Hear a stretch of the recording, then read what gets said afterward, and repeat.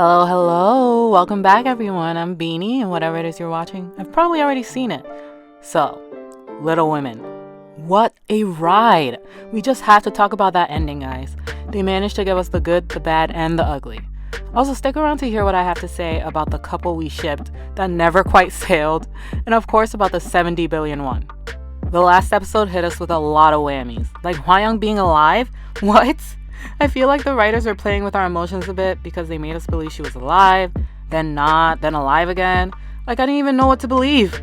I loved that Hwa-young was secretly working behind the scenes. She didn't need to come back. She could have just continued to live her life in hiding. But she came back to save In-ju and clear her name, so I love that. The fact that she had her own hidden motives and wasn't being completely manipulated by Sung-ah like Sung-ah thought made me respect her character so much more. And also the fact that she was able to follow through with her plan for years in order to finally get her revenge. That was like boss stuff, okay?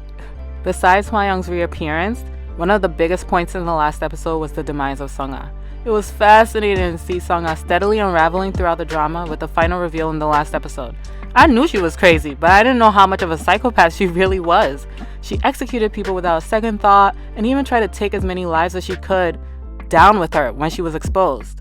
And one earlier scene in the drama even alluded to the fact that she dictated who she wanted to be killed, and Park Jae-sang just followed orders. Sung-ah was really troubled, and of course the writers showed us how she was traumatized by the closed room and her mother's death, but who would have thought that she caused her own mom's death? Although her past trauma doesn't excuse her behavior, it explains why she is the way she is. And on top of her mother's tragedy, we learned that her father was no different than she is. He valued those who didn't hesitate to take other people's lives, and he himself took countless lives, and he instilled these same values in Sung-ah and made her who she is today. Honestly, even after seeing all that Sung-ah had done and seeing her lack of empathy, I still had some kind of hope that In-ju would be able to get through to her and keep her from turning on those acid sprinklers, which were so morbid, by the way. Like she really wanted them to suffer.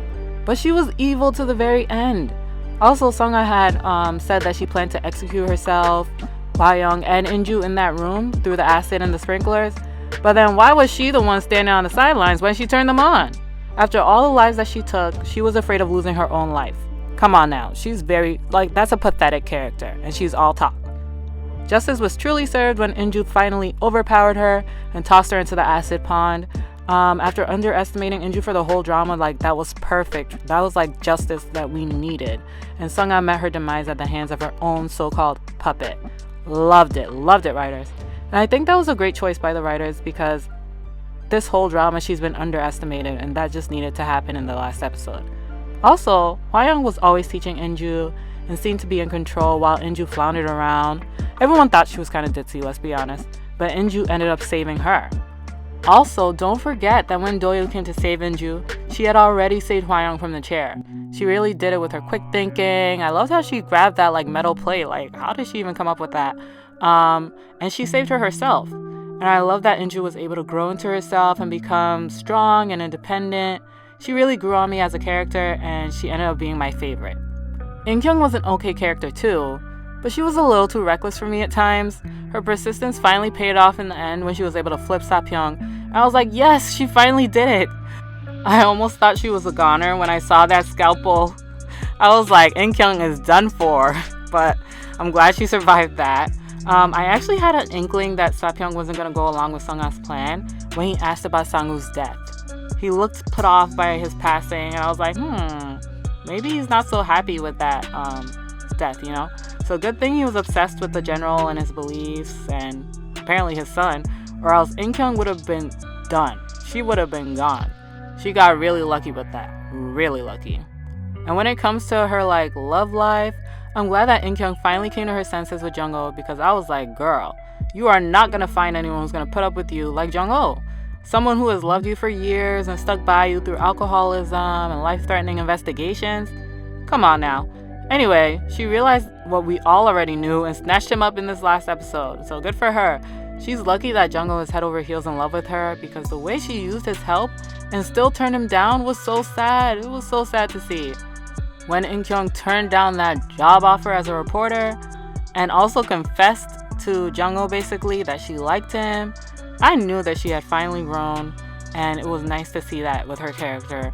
some character development. She did well with her investigation, but she was just so obsessed, you know? So I'm glad that she didn't take that job as a reporter.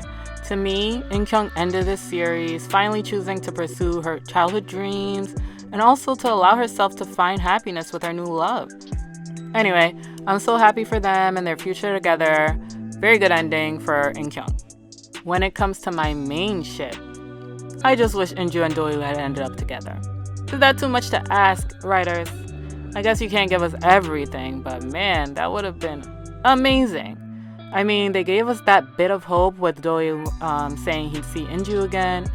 But dang, I just wanted a little confession or something. Anything. The writers did so well with Do-il's character because to the very last episode, I still didn't know if I could trust him. When he showed up in court, I was like, why, Do-il? Why? Why would you betray us? But he came through, like always, and he kind of confirmed his feelings for In-ju to that thug lady, Suim. And I was like, I love to see it. I love to see it. But next time, just tell In-ju. Tell In-ju, okay? Right idea, wrong lady, okay? Anyway, it's sad that In-ju could never really trust him until the end, but he eventually proved himself by the end of the drama, so that's all that matters. I wish In-ju had just gone with him when he was leaving, because what is there really left for her in Korea besides that new apartment that her grandma left her?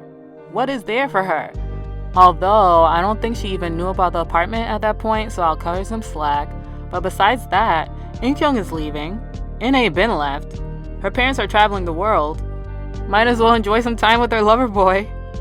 All jokes aside, In-ju's just been through some traumatic events, so I wouldn't blame her if she needed some time to find some semblance of normalcy in her life again. So I'll just give her some time to regroup and then meet back up with Do-il again, okay? Okay, on to my arch nemesis, In-hye. If you haven't seen her already, I have a video on my channel on thoughts on In-hye. I made the video based on earlier episodes, but I still feel the same way about In-hye. I don't think she had very much character development. Her one good characteristic is that she's loyal. But who is she loyal to? Not her sisters. Just Hyorin. That's what irked me about her the most. Anyway, watch my previous video for a more in-depth discussion on In-hye. Then you'll know why I don't like her character so much. Okay, so the drama ends with us finding out that Do-il once again came in clutch by saving the money on Hyorin's account. He still took a cut, but we always knew he loved money, so that was consistent with his character the whole time. But I'm so glad the writers wrote this in for them to get the money back, because I don't think I could be satisfied with this ending if In-ju went back to living in poverty after all that she's been through. Although, I don't know if she would actually end up using the money since she came to resent the 70 billion won overall and her greed that came up, like all that stuff she said in court. I don't know if she'd actually end up using it now, but hopefully she would, because girl, money is money. But anyway, with that being said, writers, why was In-hye made to be the hero? Why was it made that she gave out the money and she's like, oh, you deserve this, you deserve that, I'm giving you this much?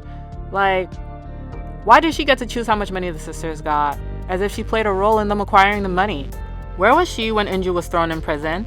When In-kyung was seconds away from being tortured to death? It just wasn't cute. Like, she wasn't there supporting her sisters, and it was very off-putting. I know the writers wanted to redeem her character or something, but I just don't care for her.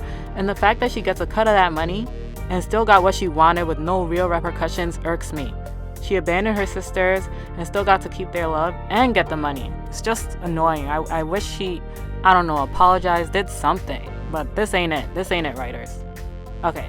So moving on from my bitter enemy, I wish the writers had added another episode or at least lengthened the last episode to tie up some loose ends, and there were quite a few loose ends, okay?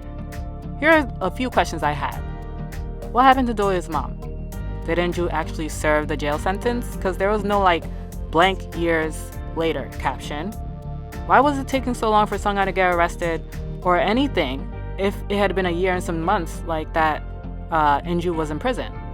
If it hadn't been that long, then how did In-ju get released so quickly? Did Hyorin hear about her parents' deaths? And if she did, how'd she react? And how is she going to cope with this in the future?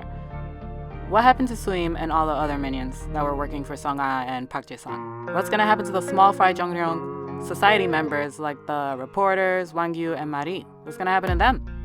See, these are some of the questions I just wish they had addressed. But who knows? Maybe season 2 is on the horizon? I wouldn't be mad at it. But I would hate for In-ju and In-kyung to have to relive all of this and like go through all that trauma. So maybe everything should just be left as it is. I don't know. It was an amazing drama overall, and I thoroughly enjoyed it. I don't know if we need a season 2. What do you guys think? Should there be a season 2? What did you think about the ending? And what do you think about my perspective on things? Comment below with your thoughts. Don't forget to like and subscribe if you enjoyed this video. Like always, thanks for watching, and I'll catch y'all next time. Bye!